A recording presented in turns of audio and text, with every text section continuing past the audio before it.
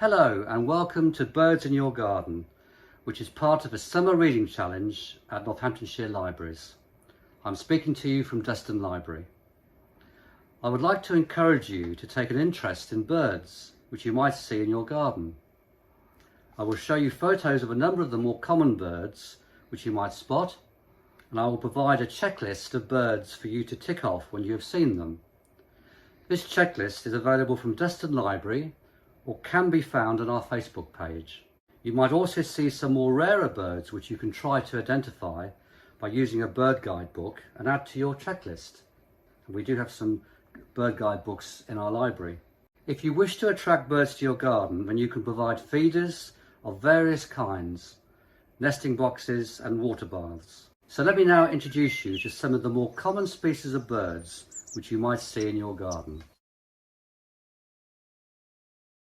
It's a colourful mix of blue, yellow, white and green and makes the blue-tit one of the most attractive and most recognisable garden visitors. In winter, family flocks join up with other tits as they search for food. A garden with 4 or 5 blue tits at a feeder at any one time may be feeding 20 or more. There you have a picture of the adult blue tit and the juvenile blue tit.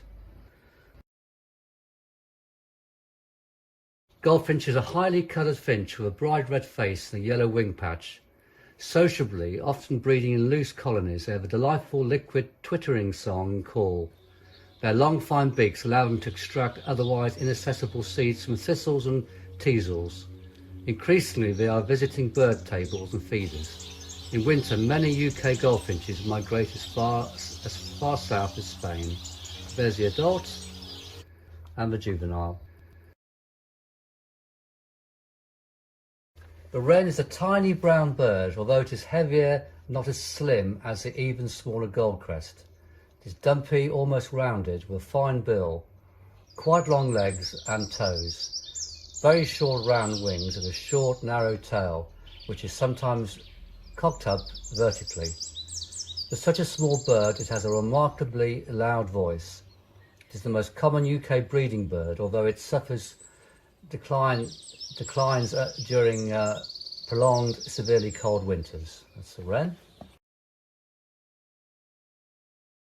The male lives up to their name, but confusingly, females are brown, often with spots and streaks on their breasts. The bright orange-yellow beak and eye ring make adult male blackbirds one of the most striking garden birds. One of the most common UK birds, the blackbird is, and its mellow song is also a favourite. They eat a variety of insects and worms. They also eat berries and fruit when in season. Smaller than blackbirds, with a short tail, pointed head, triangular wings, starlings look black at a distance, but when seen closer they are very glossy with a sheen of purples and greens. Their flight is fast and direct, and they walk and run confidently on the ground. Noisy and gregarious, starlings spend a lot of a year in flocks. Still, one of them, the commonest of garden birds, its decline elsewhere makes it a red list species. And here you see the adult and the juvenile. Swallows are small birds with dark, glossy blue backs, red throats, pale underparts and long tail streamers. They are extremely agile in flight and spend most of their time on the wing.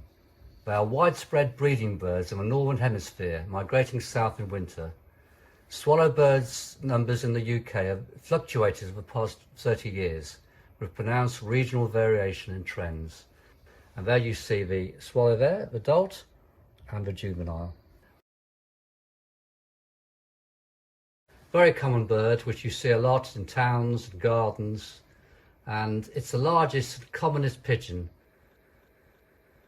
The woodpigeon is a largely grey with a white neck patch and white wing patches, clearly visible in flight. Although shy in the countryside, it can be tame and approachable in towns and cities. Its cooing call is a familiar sound in woodlands, as is the loud clatter of its wings when it flies away. So there's the adult, there's the juvenile. You see there's a bit of colour on the juvenile's breast. Favourite bird. With its bright red breast, it is familiar throughout the year and especially at Christmas. Males and females look identical, and young birds have no red breast and are spotted with golden brown. Robins sing nearly all year round, and despite their cute appearance, they are aggressively territorial and are quick to drive away intruders. They will sing at night next to street lights. So there you see the robin, very pretty bird, and the juvenile. The largest UK tit, green and yellow with a striking glossy black head, with white cheeks and distinctive two-syllable song. It is a woodland bird which has readily adapted to man-made habitats to become a familiar garden visitor. It can be quite aggressive at a bird table, fighting off smaller tits. In winter it joins with blue tits and others to form roaming flocks which scour gardens and countryside for food. With its noisy, clattering black and white plumage and long tail, there's nothing else quite like the magpie in the UK. When seen close up, its black plumage takes on an altogether more coloured hue, with a purplish blue iridescent sheen to the wing feathers and a green gloss to the tail. Magpies seem to be jacks of all trades, scavengers, predators and pest destroyers. Their challenging, almost arrogant attitude has won them few friends. Non-breeding birds will gather together in flocks.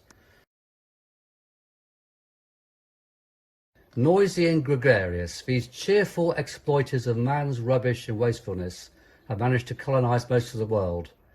The ultimate avian opportunists, perhaps. Monitoring suggests a severe decline in the UK house sparrow population, recently estimated as dropping by 71% between 1977 and 2008, with substantial declines in both rural and urban populations. While the decline in England continues, breeding bird survey data indicate recent population increases in Scotland, Wales and Northern Ireland. And there you see the house sparrow, the adult male, the adult female and the juvenile. I hope that you enjoyed the presentation on birds in your garden, and I hope that you enjoy your bird watching. So please pick up a checklist of the birds I've just described at our library, Duston Library, or you can find it on our Facebook page, which you can print it off. And then if you see any other birds, any unusual birds, then please add that to the list. So thank you very much, and good bird watching.